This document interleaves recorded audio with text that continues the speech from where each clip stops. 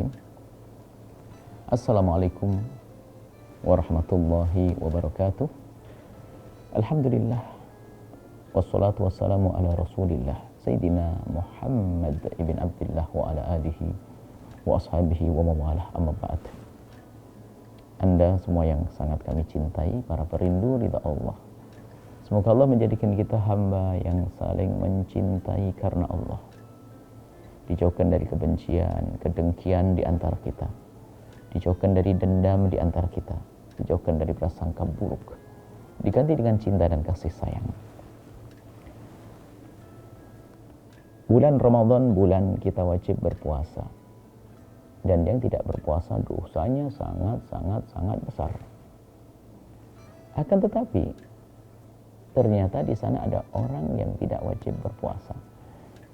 Dan ini harus dipahami bagi kita yang ingin menjalankan syariat, ingin mengajak orang dalam kebaikan. Kalau nggak punya ilmu jadi bermasalah. Sebab orang yang wajib berpuasa lalu tidak berpuasa itu dosa dan salah. Begitu juga orang yang mewajibkan berpuasa bagi orang yang tidak wajib berpuasa juga salah. Maka harus punya ilmu dong. Maka kami hadirkan dalam catatan atau buku kecil praktis, buku puasa praktis. Kami sebutkan di situ adalah 9 hal yang membatalkan puasa dan 9 orang yang boleh berbuka puasa. Yang pertama adalah, langsung singkat saja, adalah anak kecil. Anak kecil tidak wajib berpuasa sampai usia akil balik, keluar mani di usia 9 tahun, atau haid di usia 9 tahun bagi wanita, atau keluar mani usia 9 tahun. Kalau tidak keluar mani dan tidak haid, ditunggu sampai 15 tahun. Selagi belum akil balik, maka baginya puasa tidak wajib. Tapi kalau sudah sampai usia tamyiz, usia 7 tahun, dia bisa makan sendiri, minum sendiri, maka wajib bagi orang tua atau keluarganya atau yang mengurusinya untuk melatihnya, bukan mewajibkannya. Tolong dipahami ini, melatihnya berpuasa. Jadi kalau anak kita sudah 7 tahun, harus kita bangunkan di malam hari untuk makan sahur dan niat. Kemudian ditunggu, kalau kita lihat, kita himbau dengan penuh kelembutan, keindahan, bukan dengan ancaman. Bukan berkata, kalau tidak puasa kamu, nggak boleh. Haruskan kelembutan. Kalau ternyata di siang hari terlihat dia lemes, kita izinkan untuk berbuka. Karena bagi dia berpuasa tidak wajib.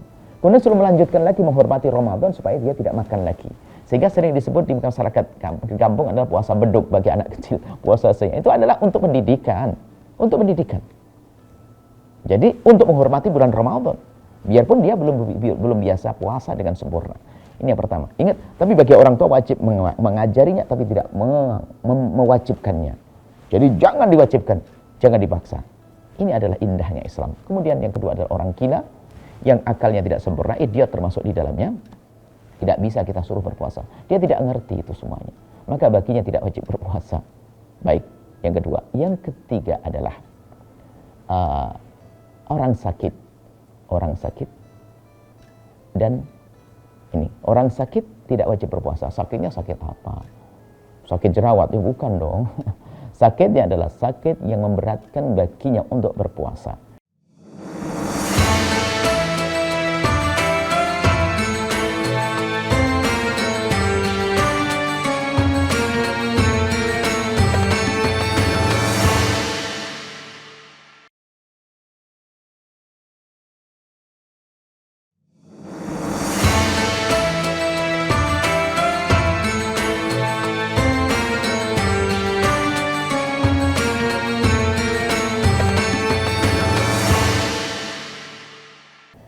Dan menurut siapa itu memberatkan? Yang pertama, pengalaman pribadinya. Jika pengalaman pribadinya dia berat berpuasa, berat beneran ya, bukan pura-pura. Allah Maha tahu. Dia sakit, kemudian dia kalau berpuasa, kata dokter, kalau dia merasa berat, bisa saja pusing, pingsan dan sebagainya, maka boleh baginya berpuasa. Atau kedua, menurut dokter. Apa kata dokter? Kata dokter adalah jika bapak atau ibu berpuasa tertunda kesembuhannya atau semakin parah penyakitnya, maka jika dokter berkata semacam itu, maka orang tersebut boleh berbuka puasa. Ini adalah urusan dua orang tadi, pribadi dan dokter. Ustadz nggak masuk di sini. Ustadz nggak bisa mengatakan kamu wajib nggak wajib, nggak. Ini urusan dokter dan pengalaman pribadi. Yang keempat adalah orang tua. Orang tua, maksudnya tua ini ukurannya juga nggak ditentukan. Intinya tua yang tampak baginya berpuasa adalah berat, lemah untuk berpuasa, maka baginya adalah boleh berbuka puasa. Maka sebagai seorang anak atau cucu, jangan paksa nenek kita untuk berpuasa. Dan memang kebanyakan dari orang-orang dulu, orang-orang tua itu adalah semangat beribadah sehingga kadang memaksakan diri untuk berpuasa. Padahal baginya sudah tidak wajib berpuasa. Maka kita himbau untuk mengganti dengan amalan yang lain. Kita harus pahami makna ini. Kemudian selanjutnya yang kelima, yang kelima adalah haid. Orang dalam keadaan haid tidak wajib berpuasa. Yang keenam adalah nifas. Orang nifas tidak wajib berpuasa, bahkan haram berpuasa. Yang keenam adalah orang hamil. Yang ketujuh adalah orang hamil. Yang kedelapan adalah orang menyusui. Orang hamil dan menyusui. Orang hamil menyusui ada kemudahan. Di saat seseorang merasakan berat atau merasakan tidak mudah untuk itu semuanya, ada berat, ada rasa, ada perubahan, khawatir akan bayinya, khawatir akan dirinya, maka seorang hamil boleh berbuka puasa, seorang yang menyusui boleh berbuka puasa. Itu indahnya. Penjabarannya ada di buku kecil yang kami sebutkan, namanya buku fikih praktis. Kemudian yang terakhir adalah, yang kesembilan adalah bepergian. Kalau Anda dalam bepergian, tentunya bepergian dengan tujuan 80 km. Tujuannya, asalkan di waktu subuh Anda sudah meninggalkan tempat tersebut atau kampung halaman tersebut, batasnya kurang lebih kecamatan. Anda pagi hari, subuh di luar kecamatan, Anda boleh berbuka hari itu. Maka ini harus ada adab. Maka kalau Anda punya tamu misalnya dari jauh, Anda orang Jakarta, tamu dari Surabaya, sahabat karib atau teman atau keluarga, maka kalau ke rumah Anda di bulan Ramadan, jangan dipaksa untuk berpuasa. Akan tapi tanyakan, Bapak mau berpuasa atau tidak?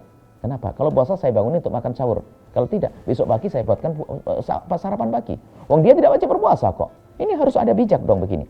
Nah, ini adalah masalah-masalah yang harus dipahami. Dan sengaja kami susun dengan mudah. Anda pun sekarang langsung bisa menghafal. Dari 9, kelihatannya banyak 9. Coba, Anda hafal sekarang juga. Anak kecil dan orang gila sama-sama tidak berakal. Anak kecil, orang gila, saya jejer. Orang tua, orang sakit dan orang tua. Orang tua kayak sakit, karena tua itu sakit, nggak kembali lagi muda. Orang tua, orang sakit, orang tua.